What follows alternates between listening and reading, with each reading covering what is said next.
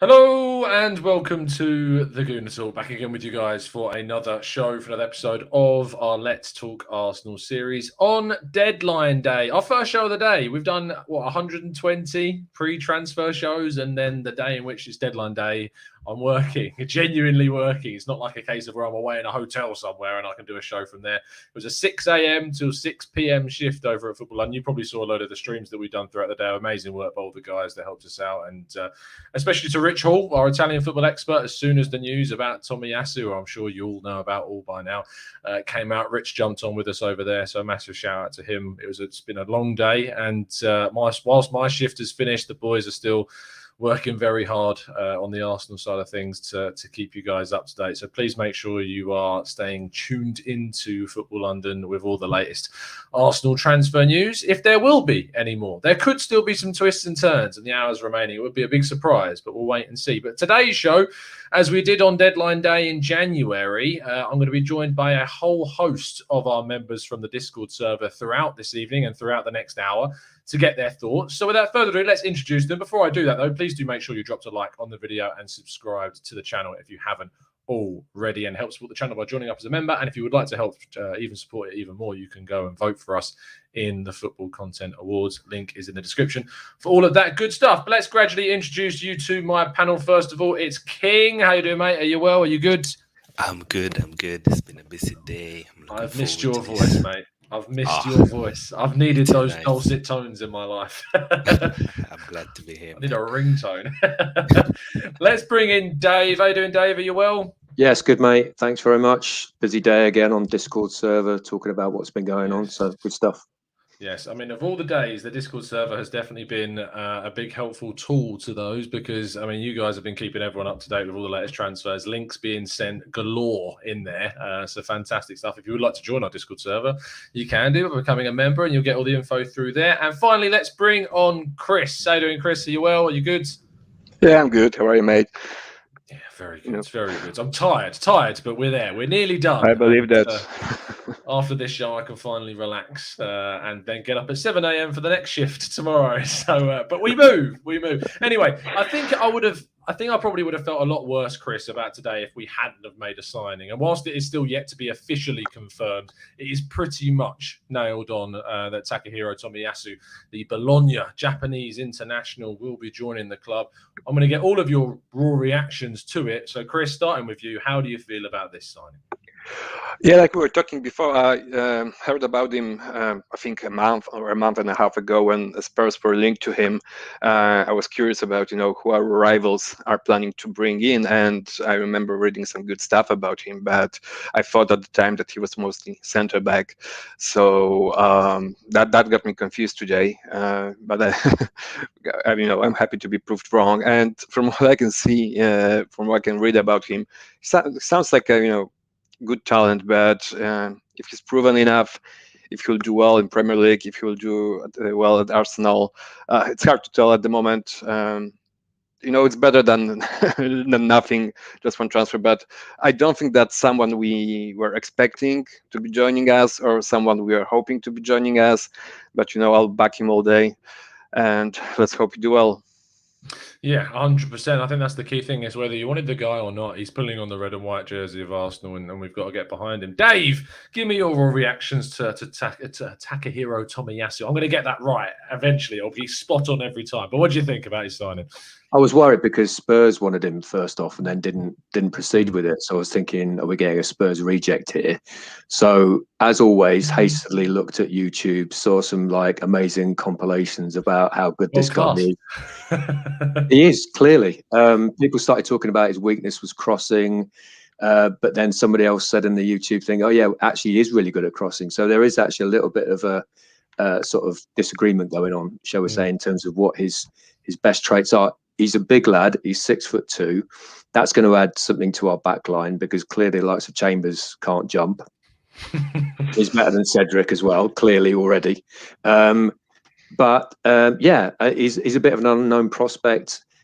lots of people rave about him in terms of, coming out of Bologna and Italian football. I've had a look at some interviews today. So, yeah, a good signing, I think. Whether or not it's going to be enough, but we'll talk about that in a second in terms of the rest of the, signings that we've made. Is that really going to get us up a level? I don't know, but I'm interested to see what this guy can do. Yeah, he's going to be an interesting addition for sure. Finally, King, round us off with your thoughts on the Japanese international. Yeah, first of all, I'm going to be honest. I didn't know about him until today. You weren't the only one, for sure. Yeah, I just want to state that I did want us to sign a right back. I think it was really important. I was hoping for a right back that would overlap for Pepe, but overall, I'm glad that we signed the right back. I hope that he will come out well. I'm a bit worried if this means that we're going to see Saka on the right and Smith-Rowe on the left, because I do think he's more like an inverted right back, and I don't think that suits Pepe. People are saying I'm quiet. Can you hear me? Yeah, I can hear you. I don't know why AJ said you're quiet. Move the mic a bit away from your mouth and then just speak up a little bit, because that'll help. There you go. Yeah. But overall, we needed a right back. We've seen Chambers, we've seen Cedric, we've seen Bellerin. They're not doing enough. Ainsley is trying to get his way out of the club. So obviously, it's something that we needed. So let's see how it turns out. It's going to be interesting to see. Awesome stuff. It's going to be an interesting kind of end to the window with the hours that we got remaining, and obviously there will be some movement, possibly without Hector Bellerin's move to Real Betis is yet to be confirmed. Of course, it does look like Ainsley Maitland-Niles is going to stay. The same can be said for a few players that we expected to leave. We're going to go around the group and look at some individuals, and of course, I'll be getting the thoughts of some more of our guests a little bit later on. Chris, I'm going to give you the tough one.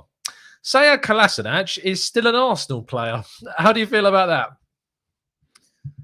Oh, you're muted. I think have I muted you? Oh, there you go. You're fine. You're fine. Go. No, sorry, I muted myself. Yeah, it's a bit shocking, isn't it? I think that was apart from Willian, the one guy that we're all sure that is going to leave this summer, or at least that Arteta wants him to leave. And him starting last two games, now staying at Arsenal, like it's one of many things that I don't get at all. What is happening currently with our team, and that's one of the big ones. And is that does it mean that now he's going to be our starting left center back in back three? What does it mean? Because for the whole window, more than that, for half a year, we were thinking he was going to leave. He was on loan, and then he came back only to be sold, and now he's staying. I have no idea what this is about, to be honest, and I don't think very positive about it, because I think we've already given up on him, and if he's proven himself to be still a right player for us, that'd be great. But yeah, I really doubt it. Yeah, it's a frustrating one, to be honest. And obviously, we'll be covering all the frustrations of the window so far. Dave, another player that didn't move on was Elneny and Nketiah. He was linked with a move to Crystal Palace. Interestingly, and this is where I need to hold my hands up about Elneny and Nketiah, because we previously on the channel discussed about kind of the idea that we wanted around 20 million, Crystal Palace wanted to pay 10 million, and there was big criticisms from myself and some of the guys on the pod last night that Edu had not accepted kind of that. Transpires today, as you've probably seen from the reports, that actually we had agreed a deal with Crystal Palace for Elneny and Nketiah, and it was actually the player who decided or was not able to agree personal terms with the Eagles. So I hold my hands up to Edu with that one, and I have to say, look, I was wrong there, and we went off the information that we had, and it turns out that you were fine. I'm not saying that the window is absolved of everything we've done, but that individual instance, of course, we do. So, Dave, what do you think about that situation and the ultimate kind of end to it, which is that Elneny and Nketiah is going to play out the last season of his contract, it seems, unless he leaves in January? Yeah, contract situation apart, obviously, again, we're victims of running these things down ridiculously to nothing. We've been doing this for 10 years. It's nothing new. I still think if we'd have sold Nketiah, we would have needed to get somebody in, because I don't think that the likes of Aubameyang, Lacazette and Bellerin are going to be enough up front. We can't score goals as it is at the minute, so we need strikers. We need a forward line. Is Nketiah that great? No, he's not, but he would have been a body, and he is going to be a body going forward. So am I happy he's staying? Kind of, because we didn't actually have anybody else lined up. I'm surprised that Edouard's gone to Palace, to be honest with you. I mean, so what you want is a raw talent, and whether or not he would actually do well in the Premiership, we still don't know. But he's got skills, the guy, and I think he probably is going to be slightly more a prospect than Nketiah. I just don't see Eddie doing anything. So I think, am I happy that he stayed? Yes, only because we haven't got anybody else lined up. It's not a bad point, to be honest. I mean, if you think about the drop off from Lacazette all the way down to other players, it is big. But do you think, Dave, just very quickly before we move on to the next player, do you think that there's an element of him blocking the path of the likes of Bellerin into the team being here for that 12 months? Not sure. I mean, clearly we were open to selling him. We agreed a price, didn't we? So I think Arteta is looking at Bellerin as somebody that could come into the team and play in those cup games. Maybe actually we'll probably play full strength squad because we need to. But you know, he can do that. So I'm not sure he's going to block it. I think he'll probably be in direct competition, especially because, you know, as you said, Nketiah is going to be gone in 12 months for nothing anyway. Exactly. King, we've got some breaking news. Fabrizio Romano tweeting that Real Betis are finally... Jesus, just scared the life out of me when I was reading something. We've got Fabrizio Romano saying Real Betis are finally closing the deal for Hector Bellerin after medical completed today. Salary issues to be resolved with La Liga. Arsenal are now hopeful too. So it looks like this one is going to be closed before the deadline goes. How do you feel, King, about Bellerin leaving? Well, I've wanted him to leave for quite a while now. Sorry, it's my daughter in the background. It's fine. I think he stagnated at Arsenal. That's the truth. He hasn't developed. He didn't become the player that we all thought that he was going to become. A lot down to injuries. It's not his fault. It happens. It's football. I think he needed the move. He needs to change environment. We needed to move on from Bellerin. He's on a quite high wage as well. I was hoping for the swap deal with Emerson so we would get rid of him forever. But it's a loan move. I'm worried he comes back and then runs down his contract as well. And that is a cycle that we need to stop or be better at. Obviously, you will always have maybe one or two players every now and then who will run down. But now we have too many players that are running down the contract. And we all famously remember when both Vinay and Raul said that if a player has 2 years left, we will either renew or sell.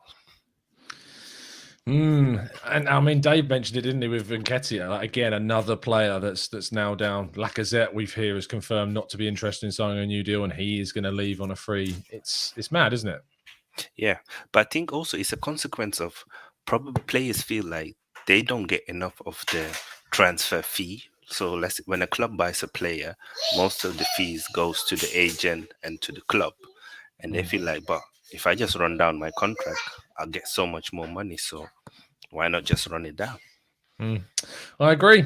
I think that it's a case in the modern day that players are having a lot more power in their own futures, when previously it was very much the power was with the clubs, and now there's just so much money involved with wages and agents' fees and agents as well, and their kind of rise to power in the game has had a huge impact on things. We are rounding down to kind of the last round of questions before we move on to our next group of members, and so to round it off, I'm going to be asking everyone the same question to kind of round things off with each group, and that is the classic question of, out of 10, how do you rate the window, with obviously an explanation as to why you've come to that figure. So Chris, we'll start with you. What are you rating it and why? Yeah, I was thinking about that today because I was expecting this question, and I would have to say 5 out of 10, because for the amount of money that we spent, I had to think about it. Did we get this money's worth? And I can't say that we did. So I do think that we got a lot of potentially really good players for the future. I think with many of those, even with guys like Sambi, who I like a lot for what he's been showing us so far, we don't know how well he's going to play going into the future. So we spent 150 million pounds, and we don't look that much stronger than we did when we were finishing last season. That's why I have to give it 5 out of 10. Fair enough. Dave, we'll go to you. I'm just rearranging us back so we're in the same order. Dave, go on. What do you think out of 10? I sort of landed on 6.5, and I don't really do halves, but I couldn't really give it a 7. I couldn't really give it a 6. You're not a judges with a half pint, are you? Yeah, well, yeah, it's a real struggle because on the one hand, you say that we've spent 150 million pounds, we've got 6 players in, there is talent there. I mean, we love what Odegaard did in the 6 months that we had him from January. Samuel Okong's come in, looks a real talent as well from what he's done. Immediately better than Xhaka, although everybody thinks I've got a Xhaka agenda, but I do think that he is immediately better. He actually passes the ball forward, which is a good thing. Ramsdale, I think, has also impressed. Okay, it was against West Bromwich Albion, but he's been voted player of the season twice at his previous clubs. So that's all good. And I like the fact that Willian's gone as well. I mean, 20.4 million quid saved on wages. That's great. Tavares is a raw talent. Anyway, and White as well. We haven't even mentioned him. 50 million quid, future England captain potential. What we wanted at right centre back, replacing David Luiz as that progressive player. So yeah, that's all really good stuff. I think the negatives are we still haven't upgraded on a central midfielder in Xhaka. Our forward line is still looking weak. We're too reliant on the likes of, I think anyway, Saka and Emil Smith-Rowe, and they're still kids. They're still only 20, and it's going to be difficult for them to sort of shoulder that burden for the entire season. Yes, we haven't got European football. It's going to be a tough one for them to do. So that's why I'm sort of like erring on. And also, we didn't get Kolasinac out, and that's criminal. It's ridiculous, isn't it? I mean, can't we just cancel his contract like we've done with other people? Yeah, I'm kind of predicting a Mustafi-esque cancellation in January, to be honest with that one. That's what I think will happen. So I think they'll just keep him for the depth for 6 months, say in case we lose somehow Tierney and Tavares, or I say Tavares. Clearly at the moment, Kolasinac is ahead of Tavares somehow in the pecking order. Yeah, it's a strange one, but I agree in the sense, especially towards kind of the youth side of things. I have a concern about how unbalanced in terms of age and experience that the team is, and that is a big concern for me. But I think your number is very much similar to where I'm at right now. King, finally finish off with your rating out of 10 and your explanation as to why.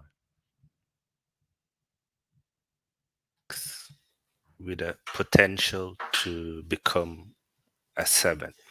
And the reason why I give it a 6 is 2 main reasons. Number one is that I still don't think that we've done enough in our midfield.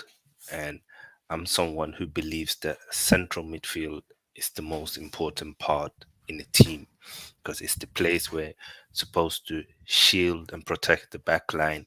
It's also the same that's going to feed the attack so they can attack. But we don't have the right balance in there. And the second reason why I give it a 6 is because I do think that we already had a very young squad. To buy just players that are all 23 or younger is a very big risk in a very competitive league like the Premier League are. I think that this season is going to be a very competitive league. It's not going to be like last season. I think last season was quite poor, probably down to no fans, probably down to Corona, probably down to not enough rest in between games. I think this season we're going to see more quality games, more competitive teams, and the fact that we have such a young squad is a bit worrying. It's a bit worrying, and I hope that we would have signed a mixture of young players and senior players, but we've only gone for like young players, and that's good for the future. But we've seen it before that if you just sign young players, that's what you will get, a lot of inconsistency. So we have a really young squad, a really young manager, a really young, I don't know even what you're going to call Edu's position. We don't have a lot of senior people in Arsenal. If I were to ask you now, Tom, who defines Arsenal? What is Arsenal? Who's the main guy at Arsenal? You would struggle to give me an answer. Yeah, I would. I'd want to say someone like a Partey to be a leader, but we've not seen enough of him. Aubameyang, you'd want to say as a captain, but he doesn't strike me as a leader. And we do lack that real kind of key presence in the team. So yeah, King, I think you're absolutely spot on. So we've got some interesting ratings so far. We'll see how these develop throughout the night. I'd just like to take a second to thank my fantastic first panel of the evening. Chat box, please do show Dave, Chris, and King some love in the chat. Chris, thank you ever so much, mate. Really appreciate your time. Thanks, mate. Thanks for inviting me again, and have a great rest of the show. I'll be watching, and let's hope for a good season despite everything that's been happening so far. Fingers crossed, mate. Fingers crossed. Dave, absolute pleasure as always, fella. Very welcome. No problem at all. Yeah, I'm looking forward to seeing what the rest of these fellas have got to say, especially Ojo, who's my Darth Vader mentor in the negativity front. So yeah, let's see it. We will get Ojo on very soon. King, always a pleasure, and I hope you have a good day or evening with the kids, because clearly you've got something on your hands this evening, son. So good luck with that. Thank you very much, and I'm looking forward to listening to Ojo's rant about Granny Jack. I think Ojo is making himself a bit of a character in the Discord server, which is fantastic to see. Anyway, lads, absolute pleasure, and I'm sure we'll catch up with you very soon. See you later, boys. Have a good one. Thanks for having us on. Cheers. A massive thank you to King, to Chris, and to I forgot Dave existed for a second, and to Dave, of course, and to Dave, obviously. Let's bring on our next three guests of the evening. It's first of all Dan. How you doing, mate? Are you well? Are you good? Yeah, I'm great, thank you. I'm kind of excited about what the rest of deadline day offers. Although for Arsenal, it's just it's just a Tuesday, isn't it, for us, really? Well, yeah, it's a Tuesday with a few signings and a few outgoings. Well, a single signing and a few outgoings, but we'll see. Also joined by Joe. How you doing, Joe? Are you well? Hey, boys. How are you? How are you enjoying deadline day? Oh, yeah, loving it, mate. Loving it. I love a deadline day, I do. So good to have you in the show, though, mate. Appreciate you tuning in. And finally, as Dave, he's coined the phrase, the Darth Vader now of the Discord server, it's Ojo. How you doing, mate? Are you well? Actually, the Darth Vader is Samir. I'm more of Anakin in the making. Samir is now the Darth Vader in the chat. Okay. Yeah. So how are you, Tom and Joe? And I didn't know you're getting Spurs fans online as well. How are you, Dan? I wasn't going to say that. I was waiting for that to be said. This is the thing about having a Discord server and you get your members on, is because they start to have little fights in between each other in the Discord, and then they bring it onto the show. This is not allowed and against the rules, Ojo, and that's your first warning. Yeah, but I am from the dark side, so it's kind of what I do. Of course, very, very true, very true. Yeah. Let's go into your thoughts and feelings then, guys, about the window so far. I do want to initially, and I'm going to kick off with the same question. I'm going to ask everyone as your thoughts about the actual signing that we've made. Dan, I'll start with you. Takahiro Tomiyasu, what are your thoughts on him as a you know what they say, if you're good on FIFA, you're good in real life, and he's 72 rated, so he can't be any good, can he? That's great. That's the perfect TGT assumption of a player. Fantastic. I don't know much about him. I've seen the YouTube highlights. He looks a player, but he's not the. Is he pacey? Can he overtake Pepe? He's not rapid, but he's not slow, is what I would say. He's a solid, if you were to say he's an average 80 pace player on FIFA, if you want to use that analogy there, Dan. So he's basically a slightly taller Cedric. Oh, God. Well, you're not really being positive about this signing, are you, Dan? But no, we'll see. Obviously, I'd love to see him play. Yeah, Zamir, he's definitely better than Bellerin, and I've not seen him play.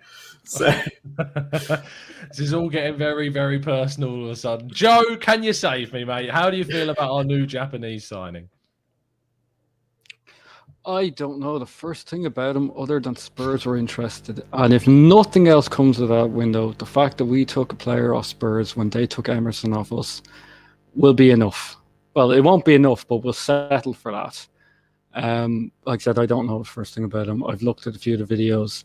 No matter how good he is, I'm sure Mikel Silva, as I'm now turned to call him, will turn him into rubbish at some point. If you come for positivity, keep on rolling, man. Negativity is growing amongst us. And if there was one man to finish off the negativity, we've got the perfect one for it. The dark side himself. Ojo, how do you feel about Tomiyasu?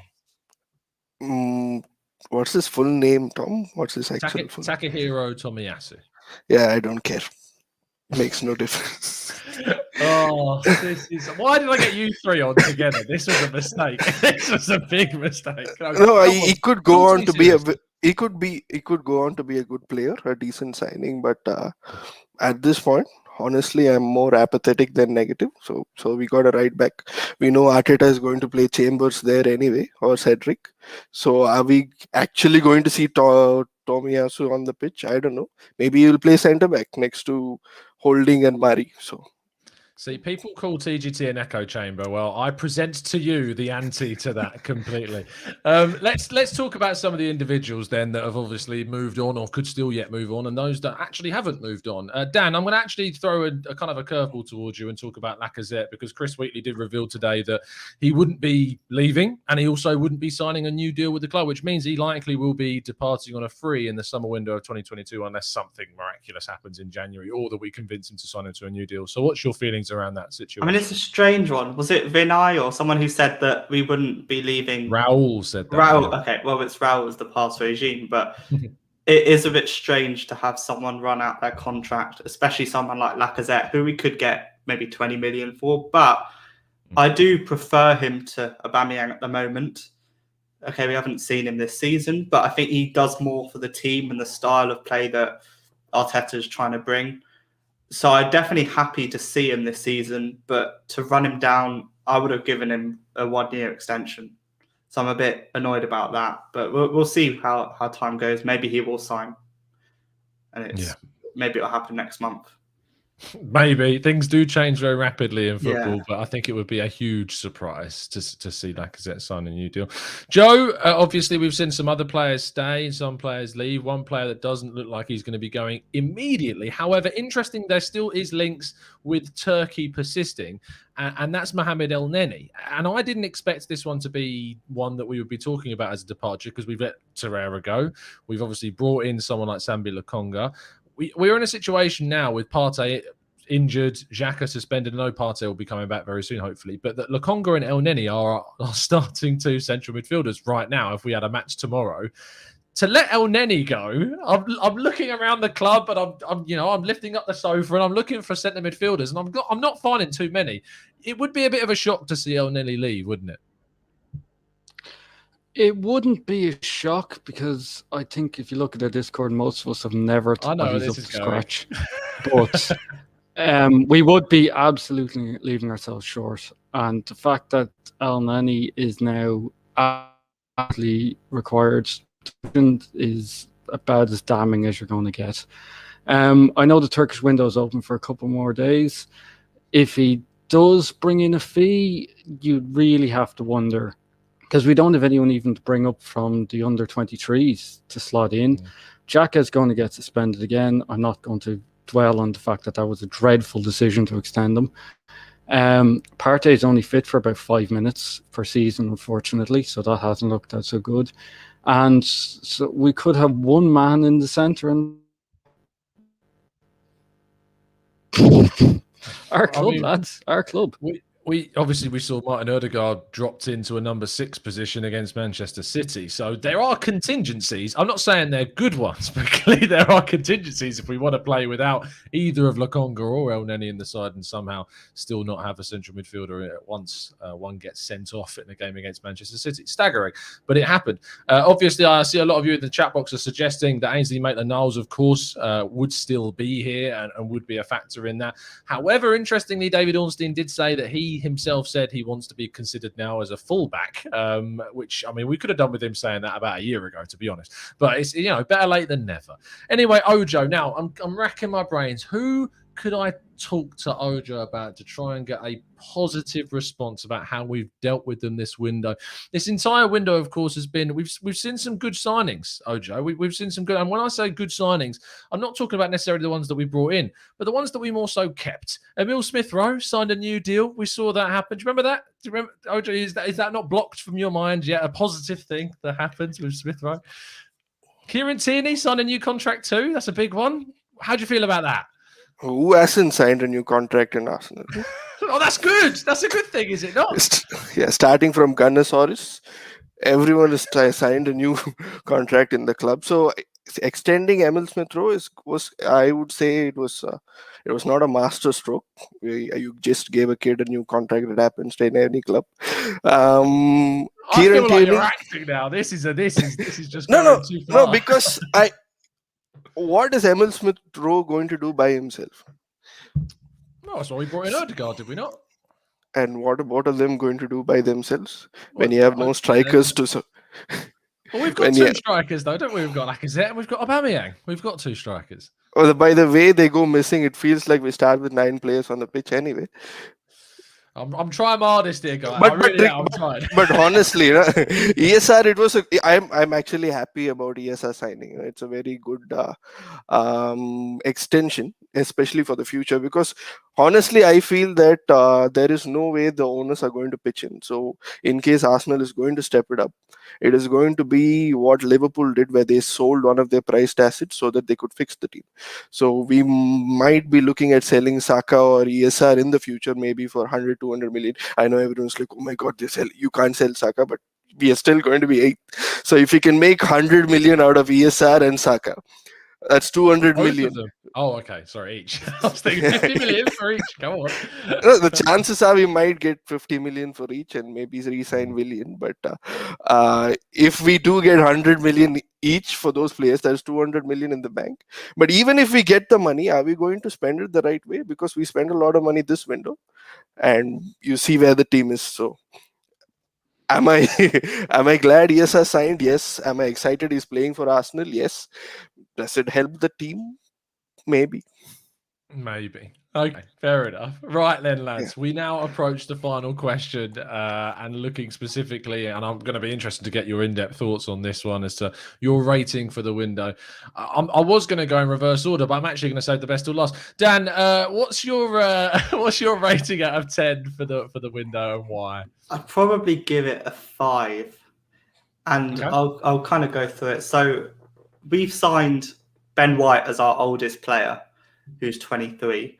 Well, that's a stat. That's a big stat. That is. Well, not really. But we with Tomiyasu, we've signed 6 signings, but none of them are at their peak now. I wish we could have bought a 28-year-old who is unreal now, rather than someone who could be unreal in 3 or 4 years' time. Because I've seen our squad, we've got amazing players with potential. And in 3 years' time, we could have a squad and a half that could easily win the league. But there's no one now who has experience. And all our experienced players are clearly not good enough or don't have the passion left. So that's partly why. I also think something that I know OJ will disagree, but we've given a new contract to Granit Xhaka. And I don't understand that, because he's not good enough. I've said it since the start. It's obvious. He can have 3 okay to decent games, and then he'll get sent off, or he'll go in past to Chris Wood. He's not good enough, and we needed sorry, Dan, for cutting you off. Yeah, but I think he is. You poked the bear now. That's what you've done. I think he is good enough. I think Granit Xhaka is perfect for this team because we reflect where we are with him, and he reflects where Arsenal is currently. He is the captain.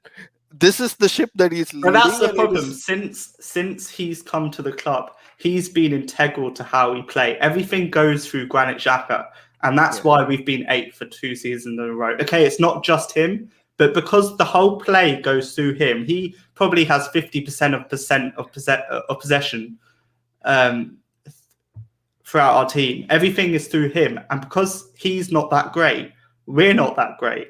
I think that Xhaka was a Kante. Okay, you're still going to have the Leno mistakes, Kolasinac, Mustafi. I'll keep going, but I think we would be a much better team with a better heart of the midfield, like the nucleus of the team. That for me, Dan, was the crux of this window. Was that I went into this window knowing that we didn't have European football next season, and the positions I was targeting that wanted to see us improve was, one, just improve the starting 11 for starters, because that's what we need to improve to go up in the league, is to improve the starting 11. And the main position we talked about at the start of the window was central midfield, and that we had to improve and give Partey that perfect partner. I think we've definitely improved on Xhaka with Lokonga, but I don't think Lokonga was really brought in to be that No, he wasn't. improvement. Exactly. No. He was probably an Elneny improvement. He's had to be this good because if Exactly. Lokonga wasn't this good, my goodness, how much. And trouble that's would we probably be? what has told Arteta, wait, we don't need another midfielder because Lokonga's been that good in pre-season in the first 2 games. Why do we need another midfielder? But of Just course we do. wait a couple of weeks. He will be back to Arsenal level. He is not acclimatized to our game, our playing style yet. He wants to win. If give him a couple of weeks, then he'll be okay. Pass it sideways. I'm sorry, okay. Dan. I Sorry. think you need to put on your Tottenham whites. Stop it, you two. We're gonna 6 meters apart. Mr. Joker, give me a rating for the window and why. Just give me. I was going to ask you for some sensible viewings, but then I remembered some of the things you said earlier. So go on. I'll give you a 6 for the window, and the reason I'll break it down is this. This window was never going to be the transformative, hard resets, top 4 building team we ever wanted to be. We just have too much muck in our squad that nobody wants and we can't get rid of. And without going down the line, we need to sell to buy. We do need to free up seats, basically, in the club for players. We have people like Kolasinac. We have people like Eddie. We have people, again, like Guendouzi, who we're going to make a loss on. We have people like Saliba, who we all want, but the manager didn't. We were never going to be able to build a squad. We didn't finish last year with a good enough core panel to move up to a top 4 squad. And the rest of the league just took off while we sat around, scratching ourselves, waiting for something to happen. I do think we've brought in some good first players. I think, honestly, that we've sort of sacrificed our present form in favour of future development and future glory with some of the young players we brought in, Stan and yourself and everyone's alluded to. We've only made really 1 profit on 1 player, which is kind of damning for the 3rd biggest club in English history. But it could be worse. It's not the ideal club, but I know we're all glibing, we're all making fun of it in the Discord. That's more therapy than anything else. We'll cry. Yeah, I think it's a 6. Fair enough. Ojo, out of 10, what would you rate Arsenal's transfer window and why? Yeah, Tom. So I actually got the previous group. You asked them the same question, and so I went ahead to prepare myself. I made a list. Okay, let us do this together. Okay, let us do this together. It's just not my opinion. Okay, Sambi Lokonga, I would say that signing is 6 out of 10. That's harsh. Go on. I'm interested now where you're going to go. He's not Ruben Neves. He's not Bissouma. Hey, Ojo, we for a long time we have not invested in a young player that's got the potential to get into. We've made some really silly signings like Willian and bringing in players that have got no sell-on value. That was a smart we just got Guendouzi a couple of windows ago, right? That's a young player with a lot of potential. In isolation, Lokonga. No, I'm not gonna interrupt you. No, go on. I'm gonna try. So Lokonga 6 out of 10. Nuno Tavares 4 out of 10 because he is supposed to come in and fill in for Kieran Tierney, but we know Kieran Tierney is going to be injured for 50% of the season. Is Nuno going to fill in for 50% of the season? And are you going to see an improvement in the team? I don't think so. I still see him as a very, very, very raw player. Maybe in the future he would grow to be a very good player, but at this point I would give him a 4 out of 10. Ben White 5 out of 10. Ramsdale 4 out of 10, spending 30 million on a backup goalkeeper when Onana is 6. Okay, individually these players are good, but when you put collectively, when you see the team still has the same holes, when you spend 80 million on Ben White and Aaron Ramsdale, where you could have just bought a very good goalkeeper for 6 million and spend that money on a proper center midfielder. Okay, these are all the good things. We even bought a right back. I would give him 5 out of 10. Okay. Now let us go to the things that we did not do. We re-signed Granit Xhaka. That is -5 because we was out the door and we dragged him back in. That is just dumb to the nth degree. Kolasinac is still here. And not only is he still here, Not only is he still here, he is starting games. No, I want to know this question, Tom. Is his middle name 50 Cent? Because why is he in the club still, man? Why is he here? Kolasinac is here. Eddie and Nketiah is here. Mohamed Elneny is here. Willian left out of pity. And we managed to sell Joe Willock. So cumulatively, it comes up to -8 actually. So I would give this window a 5 out of 10. Look, Joe, that was great. I don't agree with a lot of it, and you're entitled to your opinion, and that's fair enough. Unfortunately, I did have to, and I'm going to bring it up. I had to block a few people, and or not just time them out for a bit, because what really frustrates me is that, as I said earlier, look, Ojo provides balance to my other end of the spectrum, and that's important. And Ojo actually presents his information, as he's just done there, with reasons. It's not abuse. It's not hyperbole. Ojo believes this and he backs it up. And it's a different opinion to mine and I respect it. So fair's fair. If you don't like different opinions, you can go somewhere else. I'm now going to thank my guests and welcome on my next ones. Ojo, it's been a genuine pleasure. Really appreciate your time, mate. You and I thank you, Tom, and I really appreciate what you're doing. Especially in spite of your busy schedule, especially in this particular transfer window where nothing happened, but still you were going on and on for 120 days. So that is a special kind of patience that only Arsenal fans have. You're just waking up in hope and going back to sleep in despair, but you wake up smiling again, thinking, "Oh my God, here comes Szoboszlai," but no, it's really. We live in hope. We live in hope. Thanks, mate. Appreciate that. Joe, absolute pleasure to have on the show again, mate. Thanks for having me on, Tom. Thanks again for being with the lads. It's great to be on. And if any of you aren't part of the Discord, just join up, become a member, and get in on it. It's probably the only positive thing to being an Arsenal fan right now. I genuinely say that, and it's led by Mr. Canton. So. Oh, thanks, mate. I've been called Mr. Canton in about 9 months. I'll go in teaching flashbacks. Oh, wow. And finally, thank you, Dan. Really appreciate it, mate. Thanks. And of course, the other positive thing about being an Arsenal fan is waking up at 8 o'clock to watch your shows every day for the last 140 days or however long it's been. But it's been I've great. only Thanks made again, one Tom. show ever. Thanks, Joe. Thanks for that. There's no way getting up at 8 o'clock in the morning. I'm sorry. I appreciate that you catch up. I know that you catch up. And fair play for making the one. I do appreciate that, Joe. And as all these guys said, if you want to speak to them in the Discord server, if you want to tell Ojo where to go with his opinion, you can do that in the Discord server. So please make sure you join and help support the channel in the same process. Cheers, lads. I'll speak to you very soon. Thank you. Have a good one, guys. See you later. Have a good one.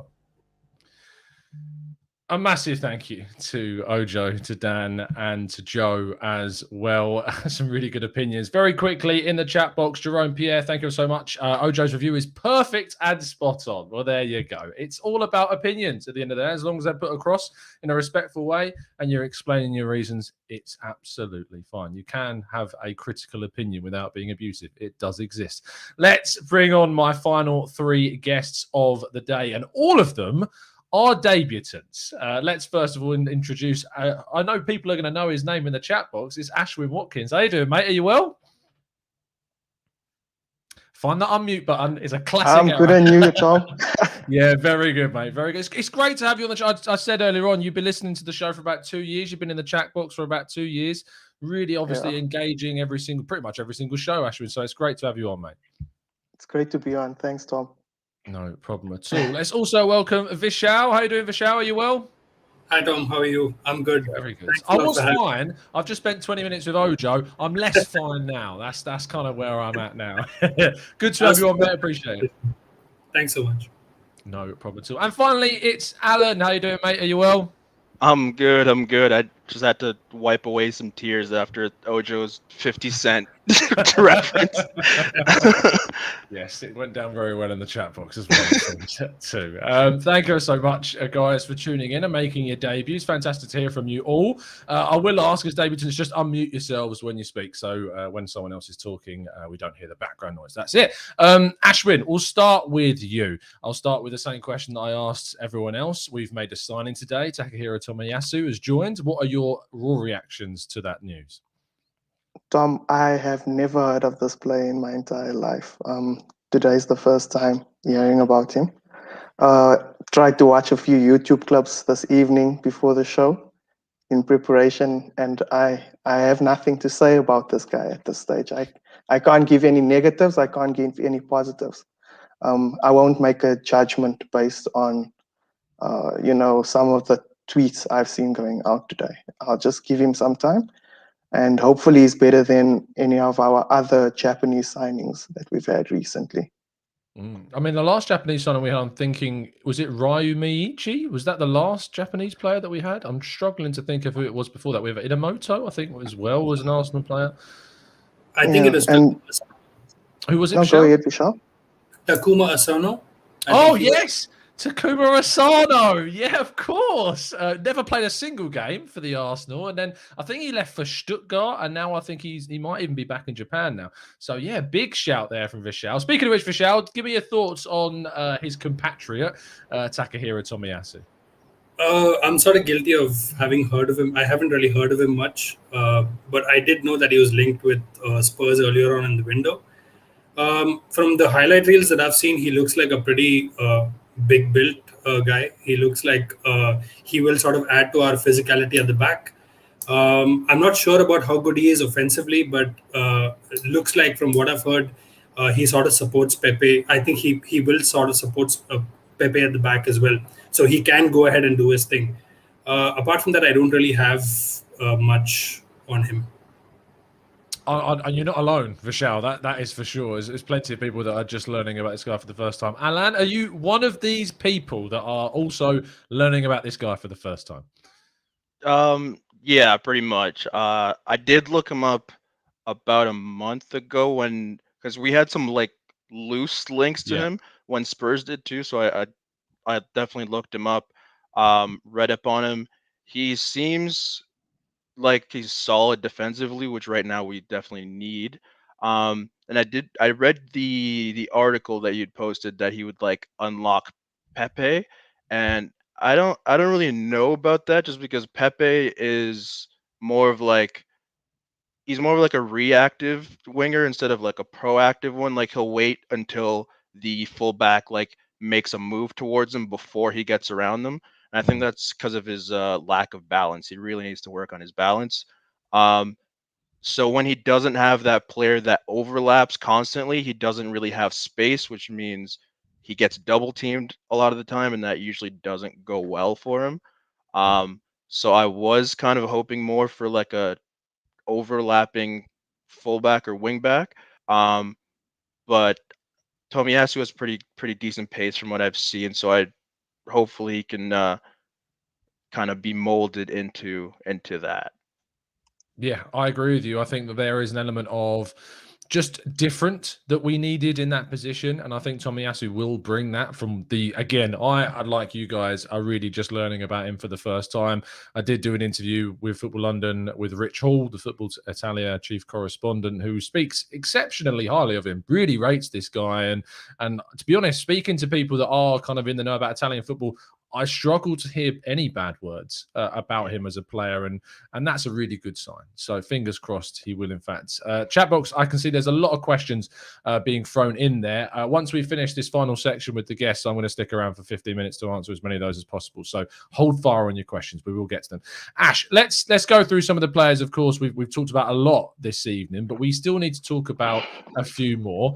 Two of the players that left, I'm going to give you a bit of a tough one. Two of the players that left on loan went to the same club, in fact, this window, and got into this week the French Liga Team of the Week was William Saliba and Matteo Guendouzi. How do you make of how those two profiles were handled this summer by the club, and what do you expect for their futures? Well, Tom, from my side, I'm very happy that Guendouzi and who was it? Guendouzi Saliba. and Saliba went to, I think it was Marseille in France. Yeah. They've been mismanaged for me by our current manager, who I'm not a fan of. I think it's his time to leave. I think if Arteta is sacked, during this season, we might give them, or we might at least have an opportunity to see Saliba play for Arsenal under a different manager. Yeah, that's just, I don't know. The mismanagement at Arsenal is atrocious at this stage. And yeah, I don't want to get into it. I don't think that's part of the question, but yeah. No, I think it is part of the question, Ash, because in my mind, I agree with you. I think that the only way that Saliba has a future at Arsenal is if Arteta goes. I don't think Saliba will come back. I don't think Saliba will want to come back to a club that Arteta is still in charge of. And arguably, Guendouzi is in the same boat. Maybe there would be a future for Guendouzi. I'm not saying that I would necessarily be on board with that, because I have a lot of kind of reservations about Guendouzi's ability and what he might be for Arsenal. But if he has a really good season at Marseille and say we have a different coach, I can have my mind changed. My mind is always open to be changed. How many seasons does Guendouzi have left on his contract? That's the question. It's a really tough question, because we're led to believe that it may end this season, despite him actually just going on loan. However, there were whispers that there may be an option in his contract which allowed Arsenal to extend it for an additional year, but we don't know that yet, and it's still something that certainly needs clarifying. But we don't know. That's the honest answer. If I mean, I wouldn't want to stay at a club, or I don't think the club would then, if there is an option to extend, I don't think they would use that option right now. We haven't seen Guendouzi. I mean, I'm a big Guendouzi fan. I remember him carrying us against Aston Villa. We were behind. He came on and he did his thing. And yeah, we are, I think, 2 seasons later, and the guy is just, it's terrible mismanagement from my side. Fair enough. Vishal, you get the exciting task of talking about the Icelandic goalkeeping wonder that is Alex Runarsson, who has just been confirmed to have left the club. He moves to Belgian side OH Leuven on a loan deal. What do you make of the signing of Runarsson, how that was handled, and how it's ended? He came on as a relative unknown. I hadn't heard of him before he signed for Arsenal. I don't really have much of an opinion. I don't think he was good enough while he was here from the few performances that I saw. But yeah, I'm just happy that he's been moved on, because that was something that we really needed to do. But apart from that, I don't think he's been good enough for us. I don't think he's been good enough with his shot stopping. He hasn't been good enough with his ball distribution from the back, and especially the way we play, we need someone who's really good at the back, and I don't think he was good enough to start with. So I'm just happy that we get to move him on and get him off the wage. What do you make of his replacement in Ramsdale?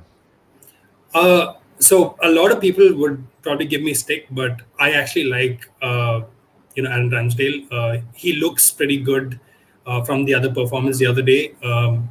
He looks like he's good in getting involved with the back three, so he can pass pretty well from the back. He also has the long ball. He has the ball to the midfield. His shot stopping isn't spectacular, but I'm pretty sure it'll get the job done. And he's only 23, so there's a lot to look forward to. There's a lot of development to look forward to, and yeah, it's actually exciting to have him at the club. Yeah, I'm positive around the idea of Ramsdale to see what he can do. I think his distribution will be key to us moving forwards in that position of the pitch. Alan, moving then on to talking about when it comes to kind of the players that are left to talk about, I kind of can't believe I missed him off, because he's a player that has desperately tried to remain at Arsenal, to get minutes, to get opportunities, and finally today he's gone. Only temporarily, and he has signed a contract extension to, it's very akin to this player who's seemingly desperate to still try and make it at the club, and that's Reiss Nelson, who has left for Feyenoord on loan. What do you make of this kind of fiasco? Because it's interesting that he has signed that year extension. He didn't have to do that. He only had a year left, I think, on his deal, and he would have been able to leave the club for free next season. Do you think that signature of a new deal is still him holding on to this kind of personal dream, I suppose, of being an Arsenal first team player? I think so. I'm glad I got this one. I got some opinions on this one and the Saliba one. But yeah, I think he's definitely trying to cling on and just still make that dream happen.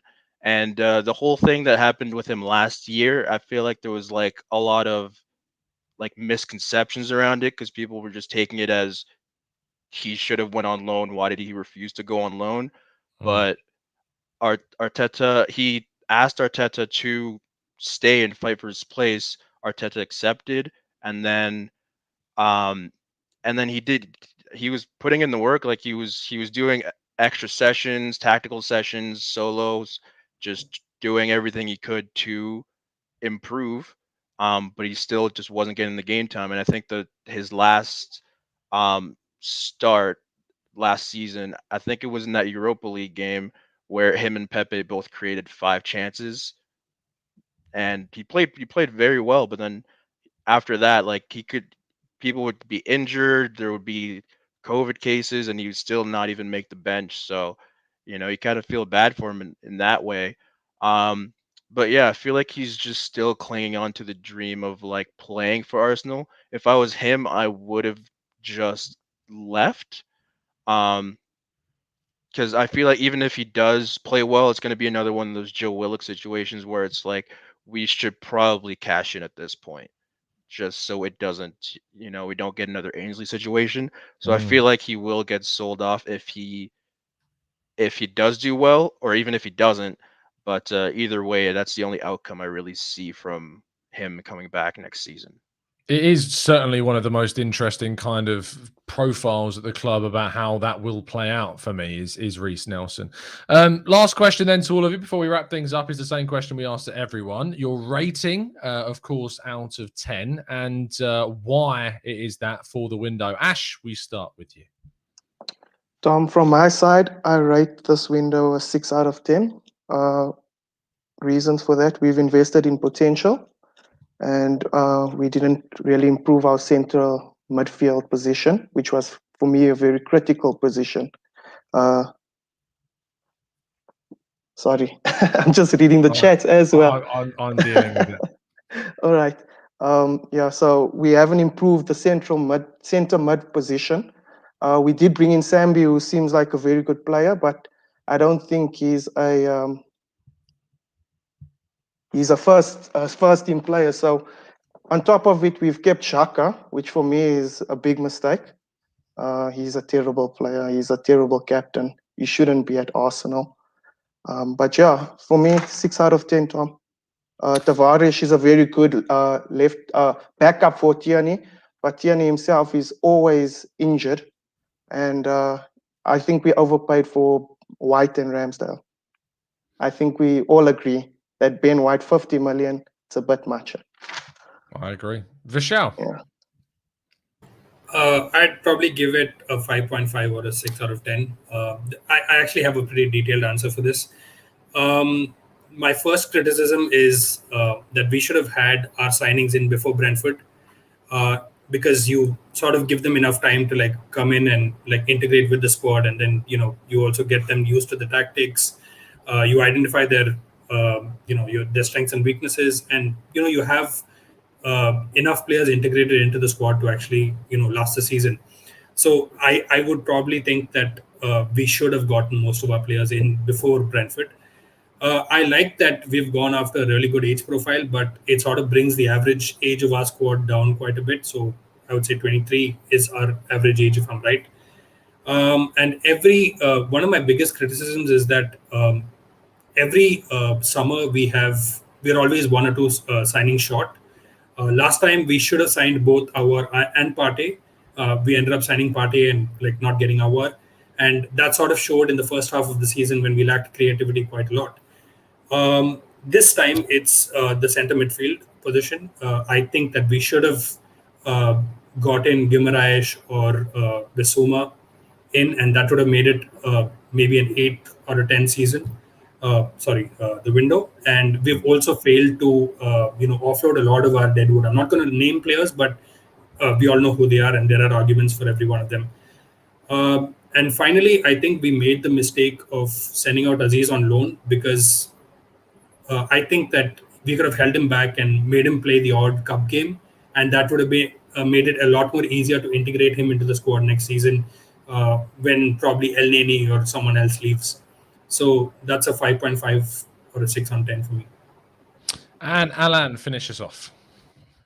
Yeah, I got a lot of things on this too, so I'll try to make it as quick as possible. I would probably give it a 5.5 out of 10 as well.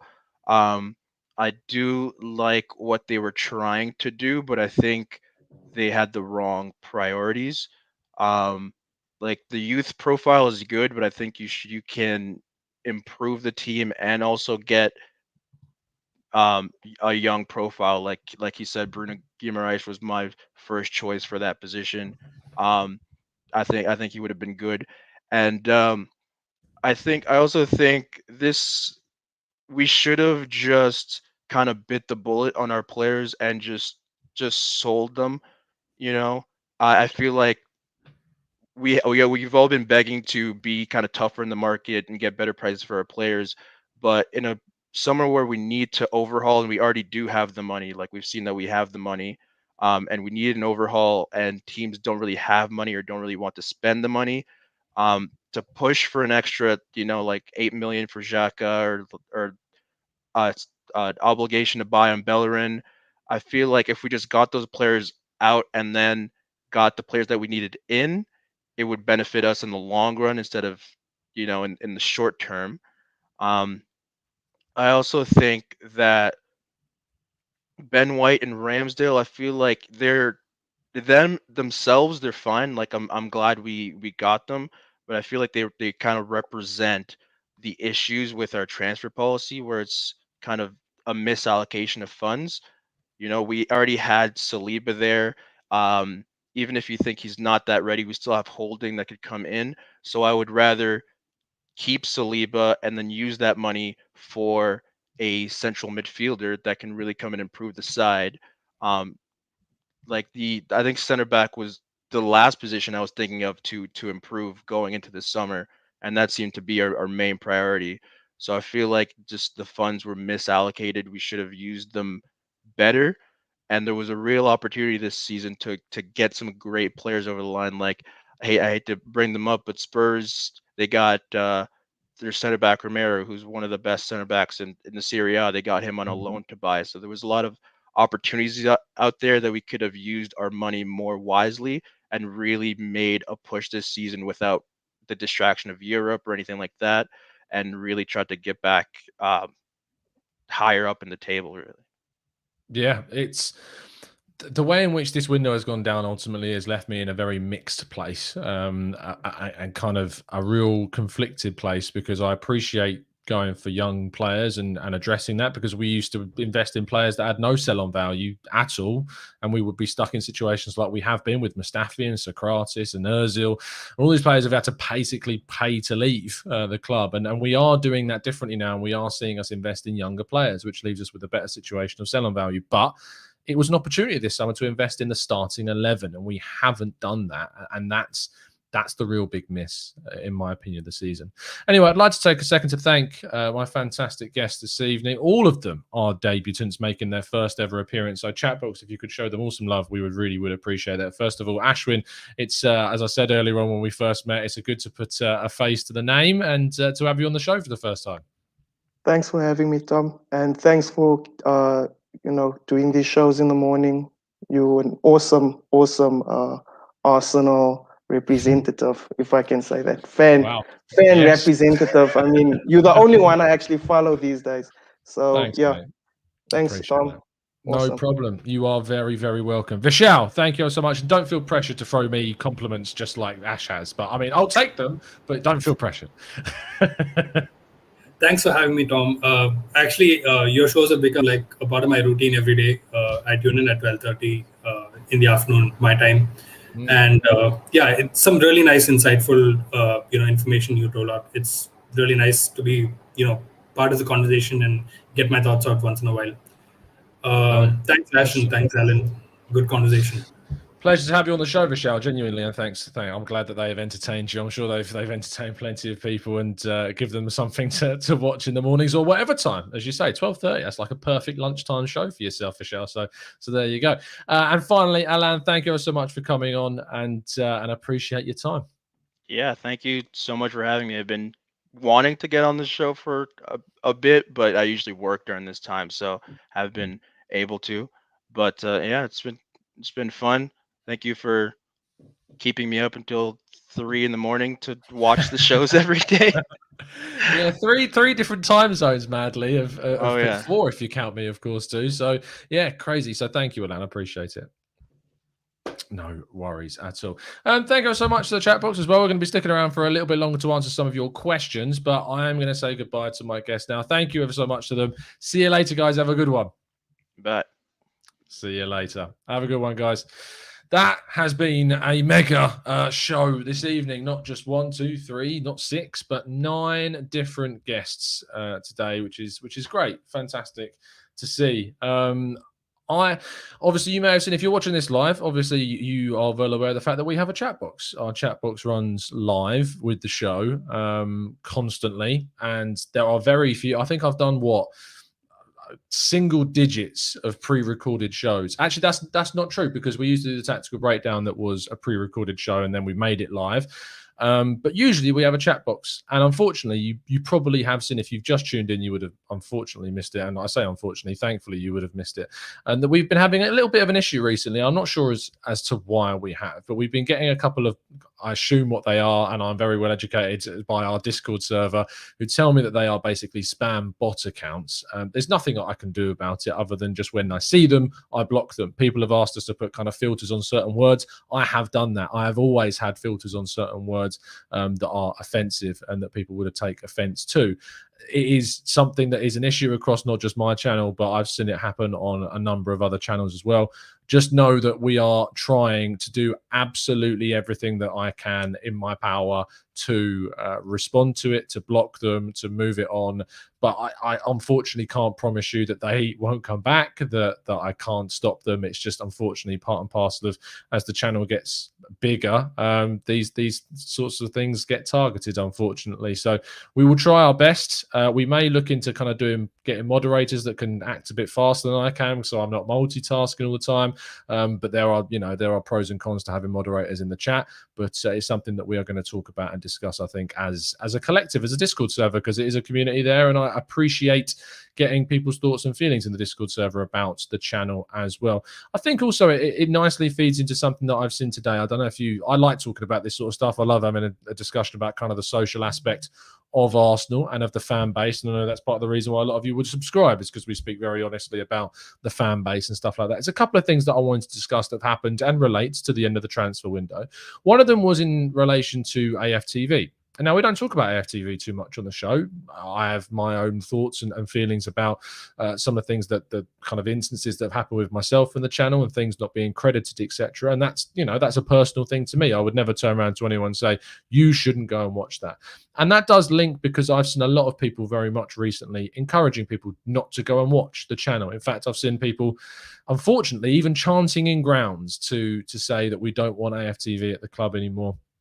I personally want to have my 10 cents on this, and I find it utterly ridiculous that a channel can be blamed for the decline of a club is frankly ridiculous. I find it really strange. If you don't like something, don't watch it. For me, it's as simple as that. It absolutely is as simple as that. It's not perfect. I've got a lot of criticisms of it myself. I don't go and air them publicly and do dedicated videos to criticisms of it. I don't even really talk about it. But if you don't like it, don't watch it. But please stop tweeting people that saying that like you're a disgrace to the club, etc. Which I have unfortunately have seen some people that go on AFTV, like Lee Judges, like Dan Potts, come on this show. Do you know why they come on the show? Because I respect their opinion. I have a lot of time for their opinion, and they may not agree with my own view, but they articulate themselves and their view exceptionally well.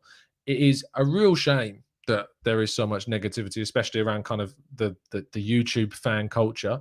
Because if you say you like this channel and you don't like AFTV, unfortunately, for someone who does, if it weren't for AFTV, TGT wouldn't be here. Craig would have never have started the Gooner Talk if it wasn't for AFTV. In fact, there was a lot of crossover at the beginning. There was a lot more crossover than there is now on TGT when Craig started the channel.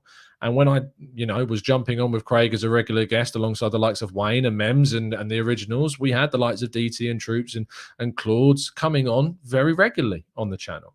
And it is a shame that kind of isn't perceived sometimes, it was kind of a floodgates moment, if anything. when AFTV started, it opened the floodgates for other shows to start. And to be honest, for me, it's a case of, I always think there is an element of envy when it comes to a lot of criticisms, a case of kind of, why didn't I think of it first? It's such a simple idea that's now blown up to be such a successful medium. And sure, I don't do things in the same way. I like to think I have my own take on running a channel, and that's why you subscribe to the channel, so you get something different and a different angle, a different mindset of looking at things. But I wanted to talk about it because it really did frustrate me, and it really did kind of get under my skin a little bit, seeing the heavy criticism going towards a channel which has opened the door to a lot of fan discussion about things. Unfortunately, it's just my view. If you don't like it, that's absolutely fine. I would just say keep it to yourself. You don't have to necessarily voice really negative views about things that are personal. We do. I've unfortunately, I'm guilty of it myself in the past, and I've learned from it, and I've changed the way I act about it, and that's why I'm open to talking about it. That's kind of that side of things. The second thing I want to mention is the Tomiyasu stuff. Tomiyasu, of course, is a player that, as you've seen from today's show, that not many people know too much about. And unfortunately, that has led to quite a number of people I've seen online today absolutely bash him as a player, criticize him, criticize the club for signing him, when very little is clearly known about the player. And this happens a lot. Unfortunately, you see it even on some forms of mainstream media now and again, that there is kind of a lack of knowledge on a player. And instead of doing the relevant research or speaking to the right people about those players, you see just blind criticism. And I find it really frustrating. And I find it so frustrating, I feel the need to talk about it to you. If you see it, just block, move on. There is no point engaging in senseless criticism of a player that is not based on anything. You should base your opinion on many things, including expert opinions on people that actually have watched them, statistical analysis, which we try to bring you on the show as regularly as possible. And if you go and actually watch the player a bit, then you might get a better idea of what they're like. But ultimately, we're never going to know what they're going to be like until they actually put on the red and white and step out onto the Emirates and play for us. And I, for one, am excited to see what Tomiyasu is going to bring to the team, the same as I am excited about the impact of Ben White and Lokonga and Nuno Tavares and Martin Odegaard and Aaron Ramsdale this season. I'm excited to see what these players can bring. Can we be critical without being abusive? Absolutely. You just listen to some of our guests this evening. Ojo, you're able to criticize, you're able to critique without being abusive and without crossing that line. It is possible, and you should strive and aim to do that as much as possible. It's, this is an open forum to talk about things Arsenal and everything related to it, as long as it's done in a respectful way and given reasons behind it. And I feel like we achieved that as much as we feasibly can. So I want to take a thank you, because this is an opportunity as well. Of course, this is deadline day, and we did start a daily show. I think, 120 days ago, we started a daily show where every single morning, pretty much, bar maybe twice, I woke up, got the show ready, and at 8 a.m. sat down and talked to you guys about transfers and kept you up to date and tried my best to answer as many questions as I could with the knowledge that I had. And unfortunately, I wasn't able to answer all of them because, quite simply, I don't have all the knowledge about a lot of the transfers that were going on and could only go off what I was aware of. But thank you ever so much to everyone that has subscribed over the last 120 days and that's remained subscribed over that time. We've covered lots of different transfers. I do hope that you stick around for the new season. I'm well aware that some people just tune in for the transfer news, and that's absolutely fine. You are completely entitled to do that. But we are going to be continuing doing some morning shows throughout the season. I'm not promising it's going to be every single day, but it is going to be regularly that I hope to wake up and put together. There may be some days where there just simply is not enough content to talk about. With Arsenal, though, thankfully, we're quite a drama-filled club, and there usually is something to talk about. So I look forward to doing that. Anyway, I did promise you I'd go through some of your questions and thoughts in the chat box, so I am going to do that. I'll answer a few of them, and then I'm going to have to wrap up because I frankly need an evening. I need an evening. It's been a very, very busy day. Yes, Duck, absolutely spot on. This community is what this is all about, building a place that you feel like you can come talk about Arsenal and not be disrespected for you having a certain view, and that's fine. ML Reaction says, question, are the rumours true that Tomiyasu is a centre-back who can play right-back like a certain Ben White? By the way, Tommy was amazing versus Juventus last season. At right-back, only matches I've seen him play? And the honest answer is yes. Initially, he is a centre-back that has gradually become more of a fullback, and he has played a lot of games at fullback for Bologna. And actually, you're seeing him improve in that position. He's developing all the time in that position.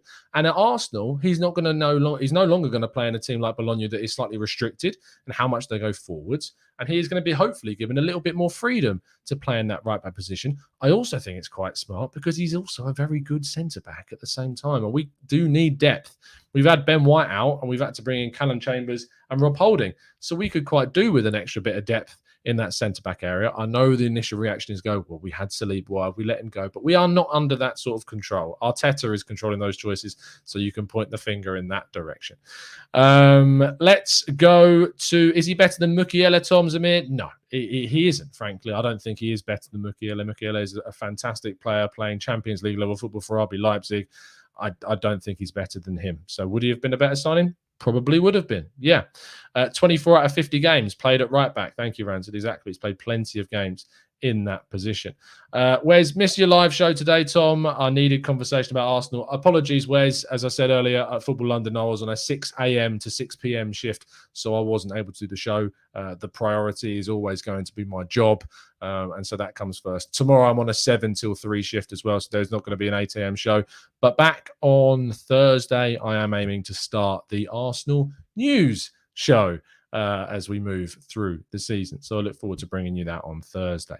Iron Cup says, do you find it odd that we didn't try to sell Chambers? He has 1 year left on his deal. No, not really, to be honest, because Arteta seemed to like he wants to use him quite a lot, in fact. So I'm not surprised by that whatsoever. Let's go to Chris says, I've become blinded in my dislike of Xhaka, the player. What are the positives you see in him as a player? Chris, kind of the situation I find with Xhaka is that his positives, and that's what you've asked for. You've asked for the positives. The positives are always going to be his ability to pass the ball pretty darn well. Beyond that, it becomes a struggle. And Chris, I think I myself was a bit blinded in trying to defend him a lot of the time and trying to see the optimistic side of it. I'm an optimistic person, so I'm always going to try and look for that positive side first. I tried to justify the contract. It's a very difficult contract to now justify, definitely. And so for me, all I want is the best for Arsenal Football Club. And if it means Xhaka staying and him doing well, that's obviously going to be the route that we want to take. But unfortunately, it doesn't look like that's going to be the case right now. It's not the best start to his life under a new contract. We'll wait and see if it does change. I doubt that it will, but we'll see. And hopefully we can see some more positives to talk about. Let's go. Miniboss says, how would you line up with Tomiyasu? Obviously, we need to see him a bit more, but the looks of things, we could be switching to a back three. Who knows? We may still stick with that back four. I'd like us to try the back three a bit more. If we do switch to a back three, he can play as a right centre back. He can play even as a right wing back. So he's got the potential to play in both of those two positions. It depends who's available. If everyone's fit, I like the idea of playing Kieran Tierney as a left centre back alongside Ben White at right centre back and Gabriel in the middle. In which case, Tomiyasu probably plays at right wing back. I don't know if he's really going to be that good at right wing back because he's got a lot of good defensive capabilities to his game, and his offensive third style of his game is more questionable, and I need to do a little bit more research. But we will wait and see. Fraser, Charles Watts has reported that Maitland-Niles is set to stay at Arsenal after talks at London Colney this afternoon. He's been told that he will be involved this season, and maybe he will be playing in that right wing back role. We will have to wait and see. He's got a point to prove this season. He stayed now, Maitland-Niles. And look, I was critical, and I think rightly critical, of his decision to go onto Instagram and post what he did. I don't think it's professional. I don't think it's something that you would do. However, I am willing to give it the benefit of the doubt if we see a very different Ainsley Maitland-Niles this season. We see someone that's going to really push for his place, compete for that place. And when he gets the chance, however few they are, that he absolutely tries to take them. That's what I want to see. This is a second chance for Maitland-Niles now, arguably a third chance. It's a chance for him to turn things around and fight for a place. He said, according to David Ornstein, that he wants to play at fullback now. Let's see him make that position his own. And then he may then end up at a club that he wants to be at and that he's getting minutes. And that's seemingly what he wants. Let's, cross our fingers and hope that he does turn it around. Because if he turns it around, Ainsley Maitland-Niles, and he plays well, That's for the benefit of Arsenal, and ultimately that's always going to be the end goal that we want. Samir says, we should have chose Emerson over Tomiyasu. Nothing against the guy, but Emerson would have been perfect for us. Nevertheless, I'm going to support him. And I think that's the feeling, Samir, of a lot of people. It's the feeling of myself. I would have rather have seen Emerson come in over Tomiyasu, just based off looking into both of them statistically and their styles. I would have preferred an up and down the right-hand side player like Emerson, but we've ended up with Tomiyasu, and I'm excited to see what he brings to the team, and hopefully it proves a lot of people wrong. That's what I hope for. Glenn says, maybe a little bit immature, but it must be tough sitting on the bench whilst the poor manager tanks your career. Glenn, I absolutely agree with you. It must be really bad. But in any walk of life, and for those of our younger listeners that maybe are not in the world of work yet, and it's something that you learn, something that I learned when I first started in kind of a career, especially in teaching as a very young teacher. Teaching is a very difficult job. It's a very high pressure job, and a lot of decisions get made that you don't necessarily like. Now, when I was very young, reacted quite, well, there's a reason why we have a raw reaction show. It bleeds into my personality. Didn't react very professionally at certain times to things I didn't like. And it's something that I learned the hard way, that you can't do that. You have to be professional. You have to, really sometimes deal with things that you're not going to like in life. Nothing's going to come at you easy. And Maitland-Niles is still young, still 23-year-old kid. And I still look at a 23-year-old as a kid because it makes me feel better about my age. But at the end of the day, he now has a chance to turn things around. He's had clear the air talks. Clearly, an apology may have been said. I feel like if we've had clear the air talks and he's done something wrong like he did, hopefully an apology was made, and he's now got the chance to turn things around. So we'll see. But yeah, it would have been absolutely gutting to be on the bench. As a footballer, all you want to do is play. I mean, coming from the perspective of someone that would be on the bench for an 11-a-side team whenever I was not starting the games, hated it. 7-a-sides, like playing roll-on, roll-off subs. The 5 minutes that I was not on the pitch for 7-a-sides because it was roll-on, roll-off and everyone got a rest, hated it. I would have happily played the entire game. But it's frustrating. And that's just the way it is when you love the game that you play. Rob says, Tomiyasu is the second best in Europe in chance creating actions, according to Adam Ray Vogue.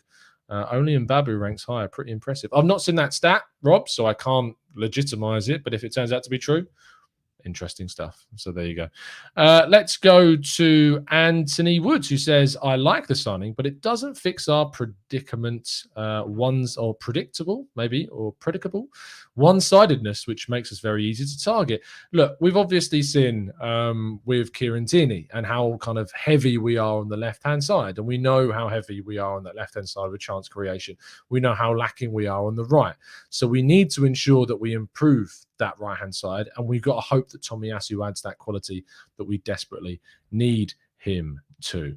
Let's go to No Sleep, who says the second worst in Europe. Second worst in Europe. If that's the case, it wouldn't be surprising because he's been playing in a team mainly as a centre-back, which, I mean, he's played, 26 of 50 games at centre-back and 24 of 50 at right-back. So he's always going to have restrictive stats about chance creation. And he's been playing for Bologna, which is always going to obviously bring itself a restricted situation. So you've got to factor that in as well. I am planning on doing a dedicated video on Tomiyasu. Don't worry. I know a lot of people have been sending us, when's the tactical breakdown coming out? Guys, I need a rest. I need a sleep. I've got another 7 a.m. shift tomorrow. I need to recuperate, but don't worry.